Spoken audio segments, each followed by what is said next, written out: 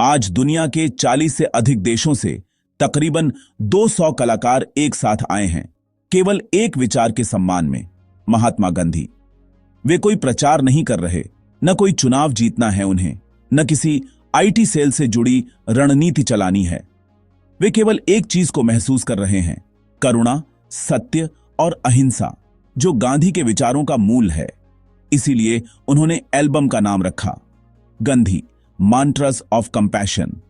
यह सिर्फ एक म्यूजिक एल्बम नहीं है, यह एक वैश्विक स्वीकारोक्ति है कि गांधी केवल भारत के नहीं, पूरी मानवता के मार्गदर्शक हैं। गांधी, जिन्हें अहिंसा के पुजारी, भारत के जनक और नैतिक शक्ति के प्रतीक के रूप में जाना जाता है, लेकिन आज उनके ही देश में कुछ ताकतें राजनीतिक लाभ के लिए गांधी को खलनायक साबित करने की कोशिश में जुटी है। यहां कुछ विध्वंसक नेता और उनकी आईटी सेल गांधी को बदनाम करने का अनैतिक मुहिम चला रहे हैं। दुनिया जानती है ये निकृष्ट हैं, कृतघ्न हैं। फर्ज कीजिए, अगर गांधी आज होते तो वो नफरत की राजनीति से क्या कहते, किसे जवाब देते? ट्रोल्स को, झूठे वीडियोस को, या उन नेताओं को जो उनकी हत्या करने वाले को देशभक्त कहते हैं? यह सिर्फ इतिहास से मुंह मोड़ना नहीं है, यह राष्ट्र की आत्मा पर हमला है। गांधी की हत्या के बाद पंडित नेहरू ने पूरे देश से कहा था, the light has gone out of our lives. एक नैतिक शक्ति थी जिसने हमें सारी दुनिया में सम्मान दिला और हमें उसी रास्ते पर चलना है। नेहरू जानते थे कि गांधी कोई व्यक्ति नहीं थे, वे एक मानवीय मूल्यों की मूर्ति थे। और आज जबकि राजनीतिक विमर्श गिरते स्तर पर है, शायद अब समय आ गया है, इस दौर में नेहरू के वे शब्द फिर से हमारे मार्गदर्शक बन सकते हैं।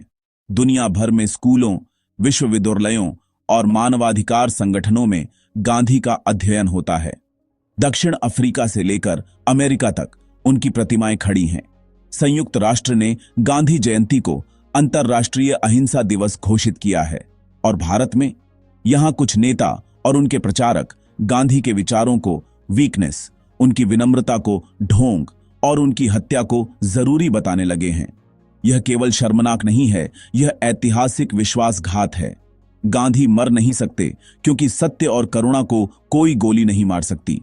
हां, उनका शरीर जरूर गिरा था, पर उनका विचार आज भी संगीत की धुनों में, किताबों के पन्नों में, जन आंदोलनों की लहरों में और हमारी अंतरात्मा की गहराइयों में जिंदा है।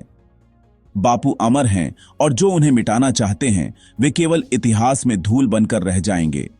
सच यह है, गांधी सिर्फ एक व्यक्ति नहीं थे, वे एक विचार थे। एक ऐसा विचार जो सच्चाई और करुणा की जड़ों में बसता है, और कोई भी ऐसे विचार को खत्म नहीं कर सकता, चाहे वह कितनी भी बार कोशिश क्यों न कर ले। तो सोचिए, गांधी की विरासत पर हमला करना क्या सचमुच साहस है, या फिर हमारी खुद की आत्मा से किया गया विश्वासघात? यूं क्या सोचते हैं?